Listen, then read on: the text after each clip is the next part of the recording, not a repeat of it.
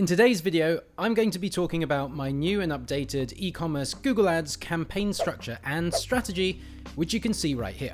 I'm going to walk you through how this campaign structure works, and better yet, I'm going to break it down into these 3 levels. When you're big enough and you have enough conversion data and budget, you end up at the pro level structure over here. But almost no one starts out there. You usually have to start with a more basic campaign structure, then work your way up. So I'm going to break this strategy down into beginner, intermediate, and pro level. So no matter what stage you are at with your e-commerce store, you're going to have a campaign structure that works for your level. If you're new to my channel, then hi, my name is Daryl, and for the past 11 years, I have run a paid ads agency called BigFlare. What we do is we help e-commerce store owners add an extra 0 onto their annual revenue using paid traffic with Google, Facebook, YouTube, all of the above. On my channel, I post videos weekly-ish all about Google Ads and e-commerce advertising strategy. All right, guys, with that said, let's dive in. All right, guys, so here we are, and let's start out with level 1, the beginner level. What you want to do as your campaign structure strategy when you're first starting out on Google Ads. So when you're starting out, your budget's normally going to be lower, right? So you're going to have less resources to burn on some of the riskier or higher risk reward ratio type campaigns. So as a bare minimum, I normally recommend starting out like this. So you want to go with Performance Max, and you can do a really simple structure at the beginning. Now this can and will get a bit more granular and complex, but at the beginning, I recommend you probably just start out with a Performance Max campaign. You want to create your Google Ads account. You're going to have to create a Google Merchant Center account. You're going to need to connect your Shopify or e-commerce store to Google Merchant Center. You're going to want a product feed inside of Google Merchant Center. It's a lot. There is actually a free course in the description below this video. If you want to grab my free e-commerce Google Ads course, description below this video, I actually run you through all this stuff there.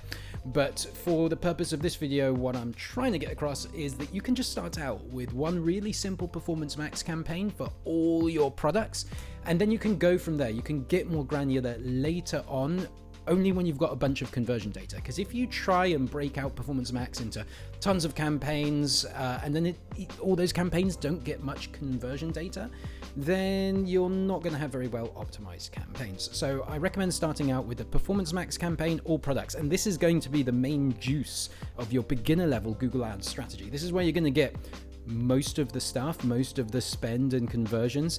But in addition to that, you also want to set up some really simple campaigns here. These are the easiest campaigns you can set up, right? So if you're a beginner, you want to go with the best risk to reward ratio. So generally speaking, the campaigns that have the sort of lowest risk and highest reward for the lowest level of risk, they're also going to be the campaigns that don't scale as much, right? So that's exactly what this is here. So Google GDN stands for Google Display Network, and this is retargeting. So I recommend you set up retargeting from the very beginning, and it's really high intent traffic. So when you're retargeting site visitors, these are people who are already interested in what you have, and they perhaps didn't convert the first time round. So then you can get display banner ads in front of them on Google Display Network to continuously show your products and messaging to them, remind them about you, like get them to come back to the site. And this just improves the overall conversion rate of your Google Ads, right?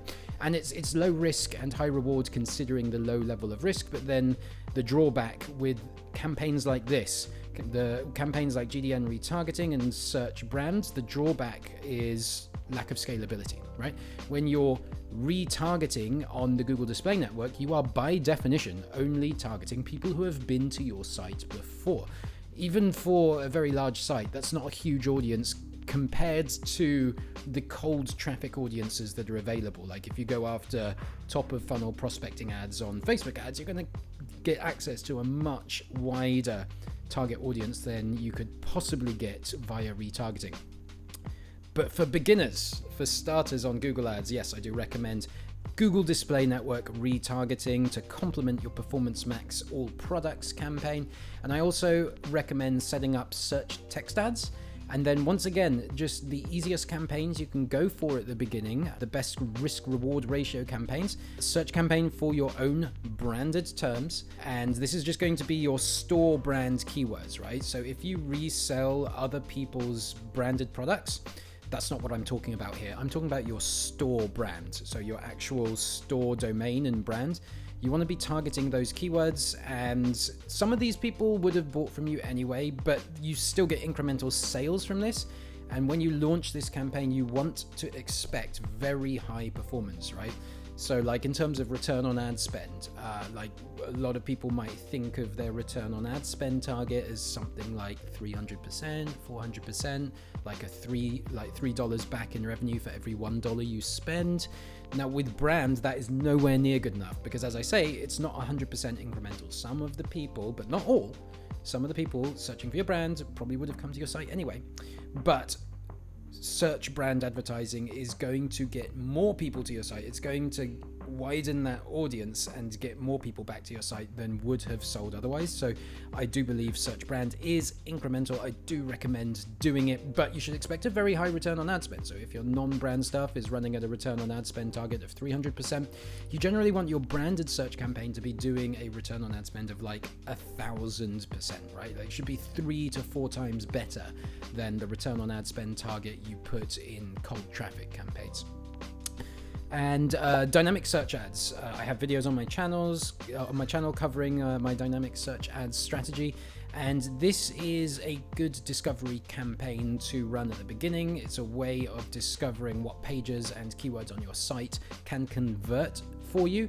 And I recommend running this at a pretty low budget, right? Like most of your budget probably wants to go into Performance Max all products, because that's going to be going into shopping ads, and it's going to be more sort of colder, like slightly higher funnel traffic than say search brand or GDN retargeting. So all products, Performance Max is probably where most of your performance is going to be. And then this should have a much smaller budget. I'd keep it on a very low daily budget, start it out on maximize conversions or maximize conversion value bid strategy with no target set in the beginning. And then just use this to gather data. You can regularly check the search terms report inside your DSA campaign. And that allows you to see what search terms are working for you and what are converting for you. And then that helps you build out some of the later campaigns that I'm going to talk about next. Speaking of which, let us progress over to an intermediate stage. And is there anything else I want to say about beginner stage? I think not. I think let's go to intermediate stage. So here we go. Now, around about intermediate stage, you want a campaign structure that looks a little bit like this. So you can see here, we're getting a bit more advanced, we're getting a bit more built out, and we're layering some more campaigns on top of our previous beginner level effort. So first of all, Performance Max, we're starting to now break this out into a more granular campaign structure. And what I would recommend at intermediate stage initially is probably to break this out into a category-based structure. And your categories are going to be the website, the product categories as they are on your website. And this is mostly organizational. This just allows you to break out the different categories so you can see them in different campaigns. You can create or you can add different assets per campaign at the asset group level. So each category should have its own set of assets with images and headlines that are specific to that category. And breaking out like this, assuming you have the conversion volume to do so, like if your whole campaign only gets 50 conversions per month, then I might not even break it out. I might just keep it as one campaign for all of Performance Max. But assuming you're getting 100, 200, 300 plus conversions per month, you can afford to do a bit of a campaign segmentation. And at the intermediate stage, you might just want to go for a category level segmentation for organizational purposes, because it's just a bit easier to see it broken out that way, right? In addition to your search, brand, and DSA campaigns, I now recommend also building out a product campaign and an RLSA head terms campaign. So the product campaign, this is where you're going to use a lot of the learnings you got from your beginner level DSA campaign. So when you're building out your product campaign, you want to look in two places. You want to look in the Search Insights report for Performance Max, and you want to look in the search terms report for dynamic search ads. So why don't I just actually show you where those two things live. All right, so here we are in a Google Ads account. So to get the search insights data from Performance Max, what you want to do is come into your Performance Max campaign and go to Insights and Reports, and under the Insights section, if you just scroll down here, so as you're at intermediate level, you will have built up some data in your Performance Max campaign. And this is a great place to start for your search product campaign. And the place to start is right here. So Insights page, you want to look for search terms insights. And on the search terms insights, you can look last 7 days, last 28 days. And what you've got here is just a report of all the search terms, and you can sort it by conversion value, which you can see here on this column. You can click here to get a detailed report. You can download the report, and this is the data you want to utilize to start building out your search product campaign. In addition to that, you can also use your DSA search term data, which is in a similar place, but not exactly the same place. So click into your DSA campaign. And when you're in your DSA campaign, click on this tab here, Audiences, Keywords and Content. Go over to Search Keywords. Actually, don't do that. I'm still thinking in the old Google Ads interface. Actually, go up here to Insights and Reports, because we're on the new interface these days. I'm still so used to the previous interface that was with us for so many years. Insights and Reports, search terms when you're in your DSA campaign. And what you can then see is all your search terms here listed down in the left column, and you can order it by conversions over here. So that's two places you can use to build up a list of keywords to go after in your search product campaign. And your search product campaign is something you want to launch when you're at the intermediate stage. So, it's a bit riskier than the previous campaigns, than say search brand or Google Display Network retargeting, but it's higher reward. It's also a bigger potential audience, and you can lower the risk of it by using your previous data from your dynamic search ads and from your Performance Max campaigns. So when I say search product, I mean search non-brand. So it's like search keywords that are not your brand keywords. I don't call it non-brand, I call it product. And I kind of think of this in two ways, like two very broad classes of non-brand keyword. You've got product and generics. If you were running a service business, you might call it service and generics, but whatever, product or service and generics, right?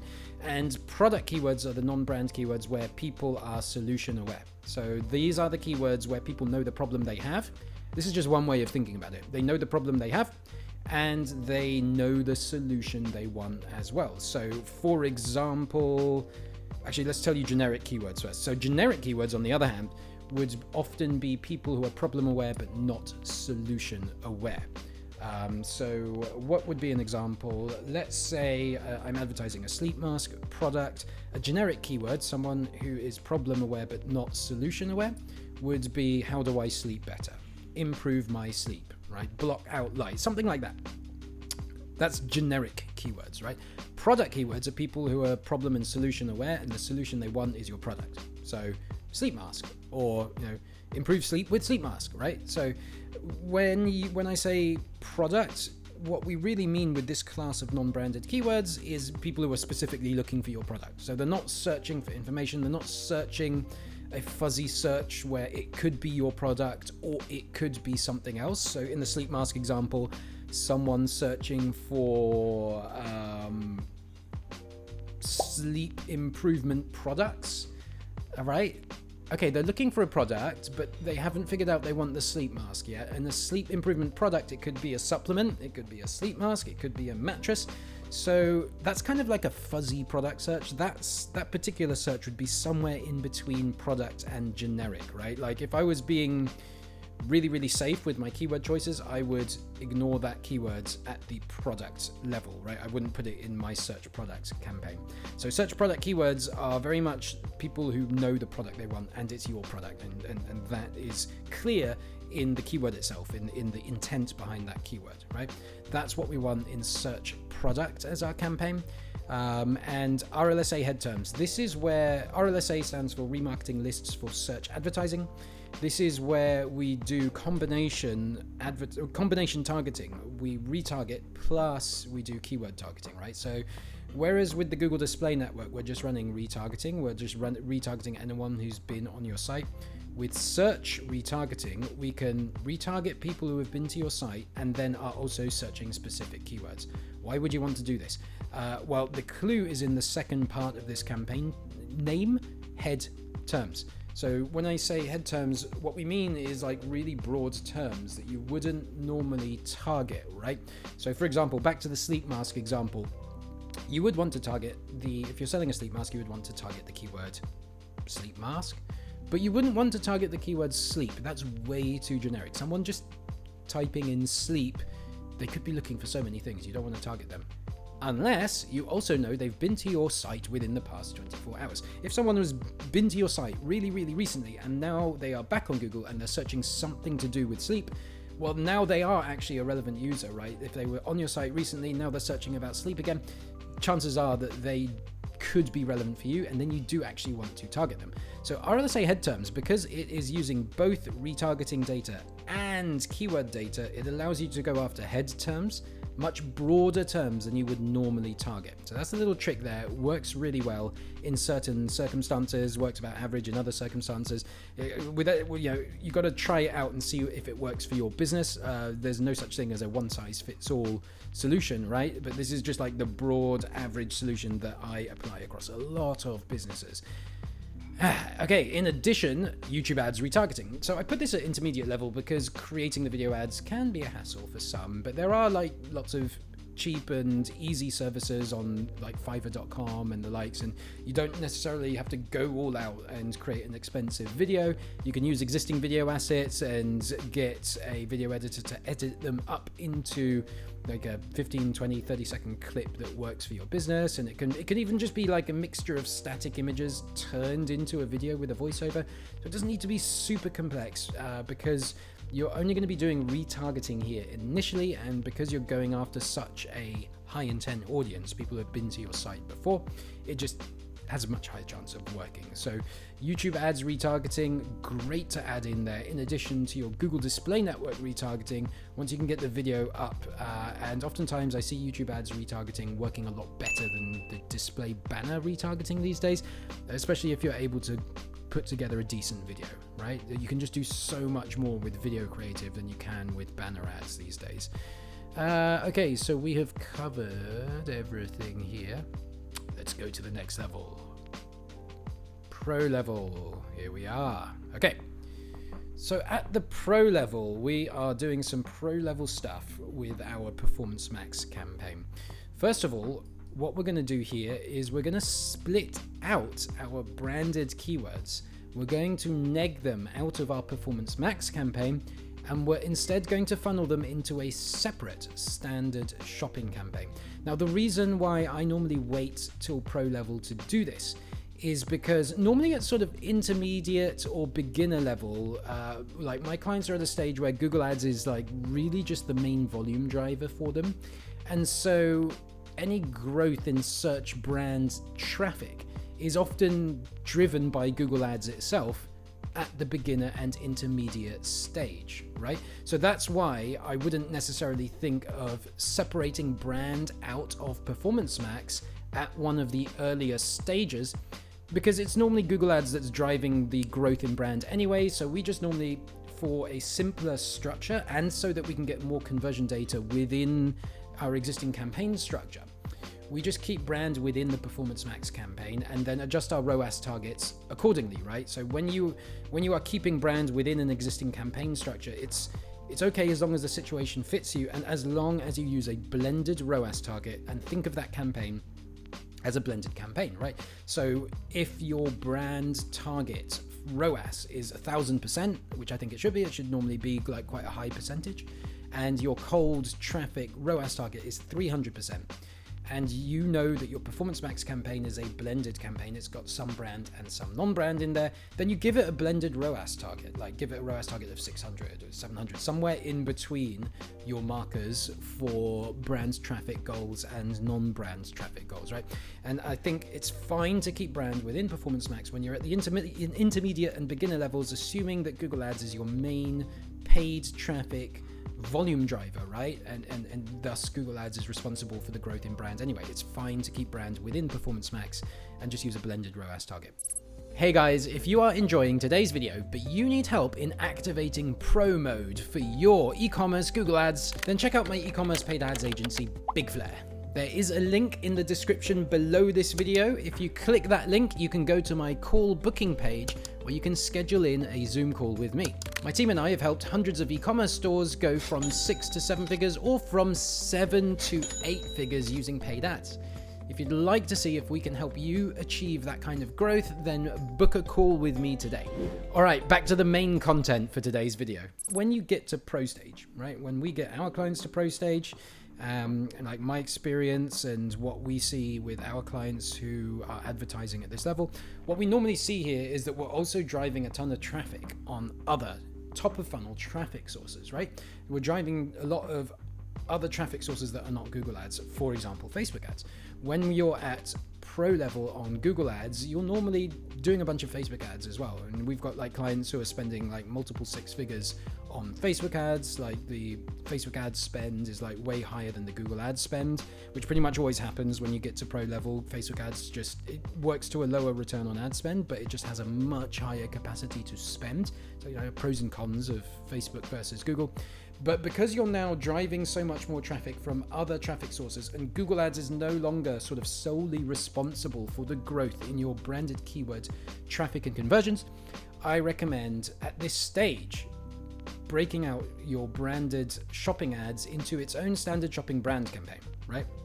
Performance Max is essentially like a shopping campaign when you run it for e-commerce and you've got your product feed attached and you're giving it a fairly high return on ad spend target, right? So what we do at this stage is we add our brand keywords as a negative keyword to our Performance Max campaign so that Performance Max can no longer show branded shopping ads.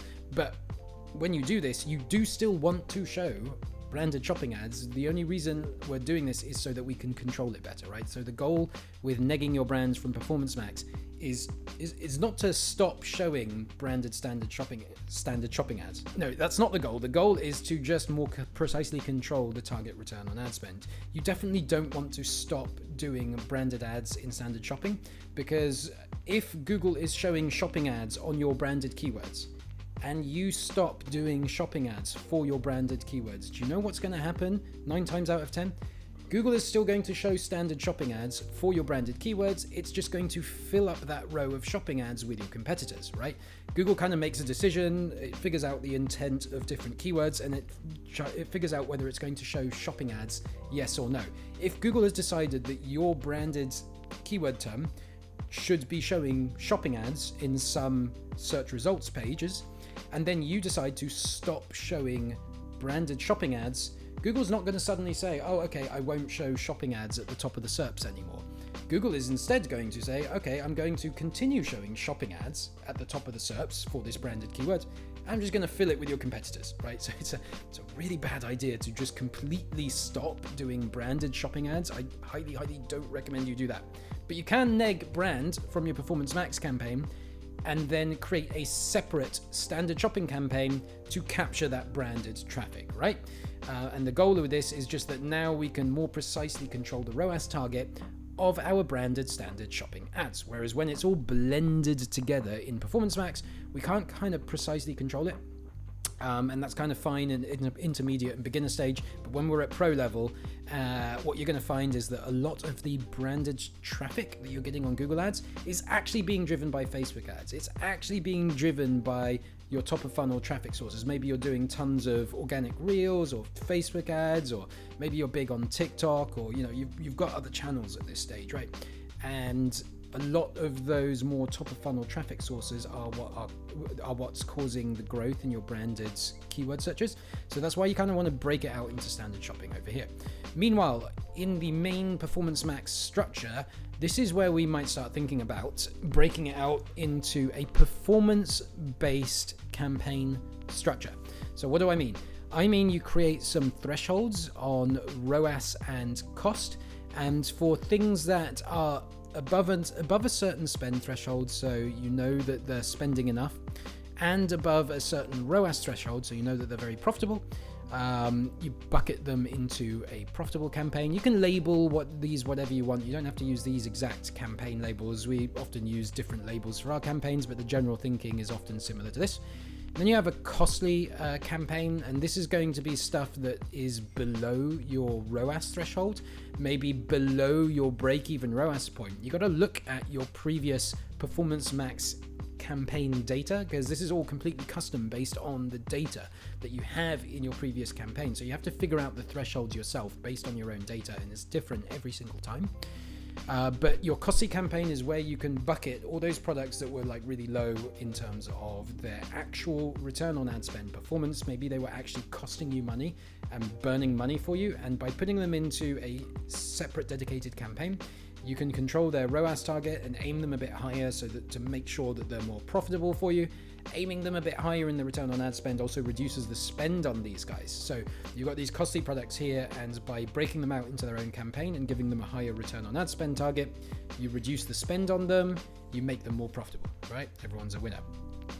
Your low volume stuff, this is where you're going to want to put stuff that didn't get much spend or didn't get much conversions. Sometimes we'll actually combine these two campaigns and just like make one campaign for both low volume and zombies. So low volume would be stuff where maybe it didn't spend a lot, or maybe it just didn't get any, it spent but didn't get many conversions or any conversions at all. And zombies would be things that didn't spend and didn't get conversions. So like no conversions, like spending but not getting conversions, chuck them in here. And things that aren't even spending, like sometimes you just get these zombies that sit in your campaign and don't spend and don't do any data or ads or anything, so we call those zombies. You can break these two into two separate campaigns, or it depends on the conversion volume in your particular account. Sometimes we'll just lump these two together into one, or sometimes we break them out into separate buckets. But segmenting your Performance Max campaign out by ROAS performance like this is a great way to control your actual profitability and create more profit over time in your campaign. Okay, we're getting a bit more complex here with Pro Mode for search, GDN, and YouTube ads, so let's dive into it. Okay, search, we have now added generic. So this is your generic keyword campaign, and remember I already explained the difference between generic and product. So now that you've kind of really started to build out your campaign, you might want to go after some higher risk, higher reward campaign types.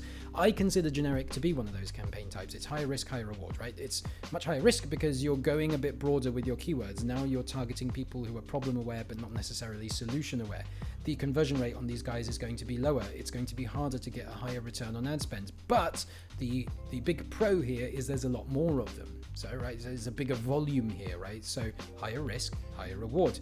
That's why this is pro level only, right? Like when you're at beginner or intermediate level, you generally don't have the budget to go after some of this high risk, high reward campaign strategy stuff.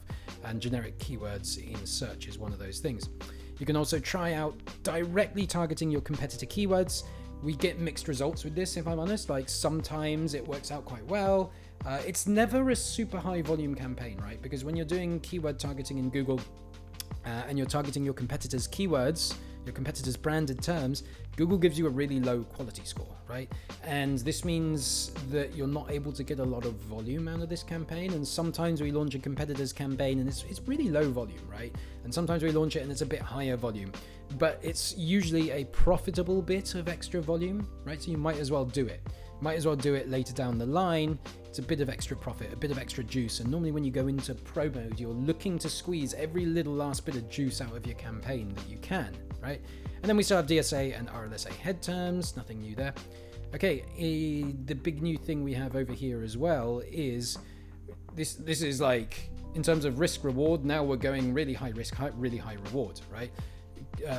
Prospecting, opposite of retargeting, right? So retargeting, we are just going after people who have been to your website before, but when you get a bit more advanced, you can start thinking about prospecting on both Google Display Network and on YouTube.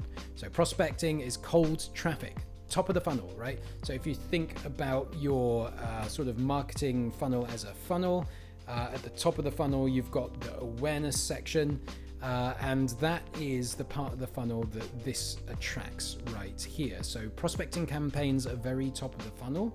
So you've got like awareness, interest, desire, action. That's the classic IDA way of creating a marketing funnel. And something like shopping, standard shopping brand, search brand, it would be really bottom of funnel, sort of around the decision or action bottom stage of the funnel. But the funnel's kind of like this, right? And it funnels out like this, and the top of the funnel is much larger than the bottom of the funnel, and that's what we're going after. We're going much more top of funnel when we talk about prospecting on YouTube ads and Google Display Network. And generally speaking, the higher up the funnel you go, the higher the risk reward ratio and the bigger the audience. So that's what we're doing here with prospecting stuff on YouTube and Google Display Network. It's cold traffic on YouTube and Google Display Network. Very high risk, very high reward. You can get a big reward out of this if you can get it right. And I do recommend different campaign structures for Google Display Network versus YouTube. On Google Display Network, I recommend just segmenting your campaign structure by targeting type, and the targeting types that I like to use for Google Display Network, the ones that I recommend currently, are custom intent and in-market. These are the two best. Probably custom intent is the best one to go after right now, so I would go after custom intent primarily, and then in-market additionally. So these two markets here, these two audiences that you can go after are people who are in the market for X. So the difference is in-market is Google's pre-built categories. You don't get to customize that, whereas custom intent are the custom intent categories that you can build based on your own keyword, based on your own research for people in the market for, you know, insert X, right? So these two are probably some of the best shots you have at getting something working with prospecting Google Display Network. Also recommend trying out affinity and custom affinity as two more options, and segmenting your targeting type by campaign, and then testing lots of different ad creatives inside each campaign.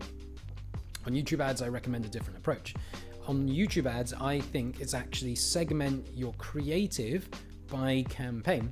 So what we'd have in YouTube ads is we might have a campaign for our champion video, whichever video we have found is working best on prospecting for YouTube ads right now, gets its own dedicated campaign with its own dedicated champion video budget, right? But then in addition to that, you always want to be testing for the next champion, for a new winner video. So that's where you have separate campaigns for each of your additional videos. And we've got 5 videos here, but you can do this for as many videos as you want. And I'd normally recommend testing 3 to 10 videos at a time. You don't necessarily have to create 10 different videos, but you could create sort of 3 different videos, and in each video you could do a different hook, right? So for each of your 3 different videos, you could do 3 different hooks. 3 times 3, that's already 9 videos you've got, right? So it's a way of like generating more videos, more things to test, without necessarily having to shoot a whole bunch of different videos. Just one little time-saving tip for you. But I do recommend you do 1 video per campaign when it comes to YouTube prospecting stuff, because what we found with YouTube ads is that the targeting that works best can vary a lot per video, right? So for your champion video, you might find that, women over the age of 45 who are interested in pottery are working really well for this video. I don't know, maybe this video was a woman doing pottery in the video who was recommending your product. I don't know. Whereas for Challenger Video 1, you might start optimizing the audience and you might realize, oh, this video actually works better with younger men who are interested in fitness, right? The video in YouTube ads has a really big impact on the audience that works for that video. Because of that, I recommend having a separate campaign per video, so that then you can start whittling the audience down to whatever works best for that video. And when you launch a new video, you're probably going to be have lots of different audiences within that campaign. Like, test all this stuff here as well within your video campaign, and put in a bunch of different audiences there, and you can start whittling down the audiences, pausing the lowest performing audiences. And the first place you actually want to start is by pausing the lower performing gender and age group and device, right? So the first optimization you would do in here is give it a bunch of data and then pause whichever of the whichever genders are lower performing, and just focus on the one gender option that's left, right?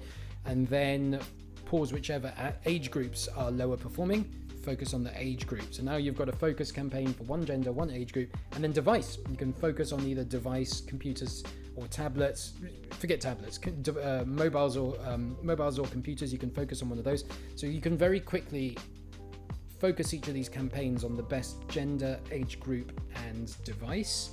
And the reason you can do this with YouTube ads is because YouTube ads audience is so vast, right? Unless you've got like, I don't know, hundreds of millions of dollars to spend on YouTube ads, you are going to be able to quickly whittle down to the best gender, age group, and device, and it's not going to harm your ability to spend money on YouTube ads, right? So you just do that as an initial optimization, then later on you can whittle down your in-market custom intent, affinity, and custom affinity audiences, whittle them down until you've got like whichever audience is working best for each video. And then keep a separate campaign per video, because another thing that happens is with YouTube ads, if you put multiple videos in the same campaign or ad group, Google like kind of decides the winner video way too quickly without really testing the other videos. So this approach allows you to set a dedicated budget to each video according to your needs, like to give you an actual chance to test each of those videos. In this video today, we covered the overarching campaign strategy for e-commerce Google Ads. As you saw, Performance Max is a big part of my recommended strategy. One of the things you may be wondering at this point is how should you structure your asset groups within Performance Max? So check out this video right up here for more on that. In this video, I walk you through how asset groups work and what is the ideal way to structure and set them up. So check it out. I think it's going to be really helpful on your journey to dominating Google Ads for your e-commerce store.